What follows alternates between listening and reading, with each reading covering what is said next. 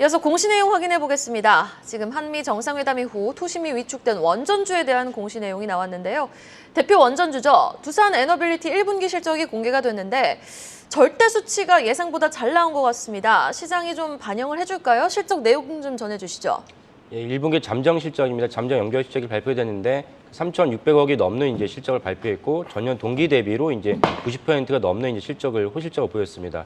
이렇게 높은 실적을 보인 이유는 이제 그 원래 두산 에너빌리티가 재무제표상에서 보면은 이제 잠정 연결 실적이기 때문에 재무제표는 나오지 않았습니다. 단순한 수치만 나온 거고요.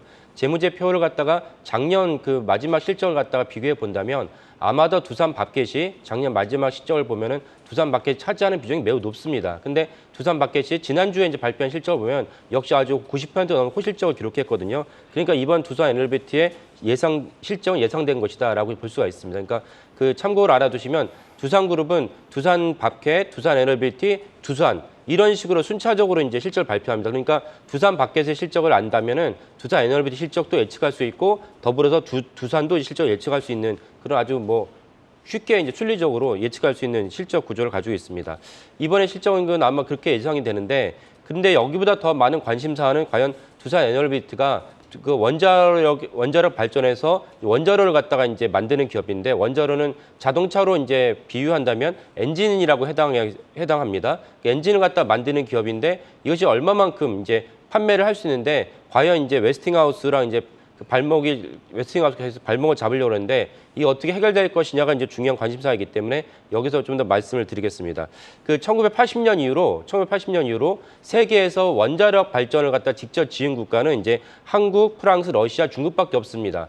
여기 미국이 빠져 있죠. 미국에 빠져 있냐면 1978년에 웨스팅하우스가 갖고 있는 TMI 그러니까 Too Much Information이 아니고 쓰리 마일 아일랜드 사건이 원전이 터졌습니다. 이 때문에 미국에서도 원전에 대해서 이제 뭔가 공포감이 생기면서 원자력 발전을 짓진 않았습니다. 무슨 말씀이냐면 웨스팅하우스는 원자력 발전에 대한 설계에 대한 근본 그 특허는 갖고 있지만 실제로 지은 적은 없다는 것입니다.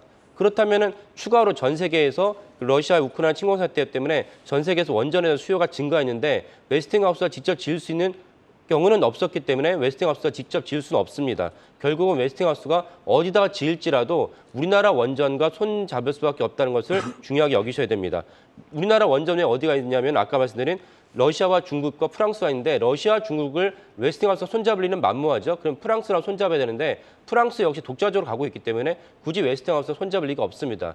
그렇다면 어차피 웨스팅하우스는 우리나라와 손잡을 수밖에 없고 두산 에너빌리티와 손잡을 수밖에 없는 구조라는 것을 이해하시면 좋겠고요. 참고로 UAE랑 2008년에 그 우리가 원전 수출했는데 당시에도 이런 문제가 불거졌습니다. 그럼 어떻게 해결됐냐를 보면은 결국 UAE 원전 지을 때 웨스팅하우스에 일부 기술 수입료를 지불하는 것으로 끝냈습니다. 그리고 결국 이런 건 특허 문제이기 때문에 특허라는 거는 보통 20년으로 특허 라이센스가 이제 파이널 제가 갑자기 영어를 써야 돼가지고 그 종료가 됩니다. 그 결국 점진적으로 웨스팅하우스의 입김은 잦아질 수밖에 없는 것이고 또 하나 이제 아셔야 될 부분은 웨스팅하우스가 미국 기업이 아닙니다. 그러니까 미국 기업이 아니냐면 오너십을 주주에 대해서 캐나다의 브루필드 비즈니스라는 그 사모펀드가 갖고 있기 때문에 사실은 이번에 한미 정상회담에서도 뭔가가 결정적 역할을 하기는 오너십이 이제 캐나다에 있기 때문에 그런 문제도 있지 않을까 싶습니다. 그래서 전체적인 맥락을 이해하시면 두산 에너빌리티에서는 뭔가 긍정적으로 계속 보시지 않을까 싶습니다. 네. 이어서 공시 내용 확인해 보죠. 지금 SG증권발 주가 폭락 사태에 이름을 올렸던 하림지주가 공시를 내놨는데 대주주가 지분을 확대했다고요. 예, 우리나라 공시 규정에는 이제 그 대주주, 그러니까 동일인 기준으로 해서 이제 친인척, 육촌까지도 대주주이지만 또한 이제 임원들도 대주주로 이제 공시를 같이 합니다. 이번에 나온 공시는 문경필 씨인데요. 문경필 씨는 이제 하림지주의 임원은 아니고 하림지주 계열사 임원입니다. 근데 계열사 임원도 때로는 공시할 때는 이제 그러니까 사고 팔 때는 공시할 의무가 해당합니다. 하림지주의 경우라는 이제 기업의 임원인데요. 하림지주에 많은 기업이 있는데 저도 이제 이번에 찾아보면서 경우라는 기업 못 들어봤는데 이렇게 많은 기업이 있지만은 못 들어본 기업이 생길 수 있습니다. 그 이유는 무엇이냐면 하림지주가 18년도에 상호 출자 제한 기업으로 지정이 됐습니다. 당시 재계 순위 26이고 이 상호 출자 제한 기업이라는 건 쉽게 말하면 공정위에서 너네 이제 재벌이니까 재벌에 해당하는 이제 적용과 그 제한을 받아야 돼라고 지정을 한 것입니다. 그러니까 해당 기업 입장에서 어떻게 보면은 우리가 재벌에 준하는 기업으로 성장했고라고 뿌듯할 수 있지만은 한편으로는 이제 공정위의 제한이 본격적으로 지정이 된다 이렇게 볼 수가 있습니다.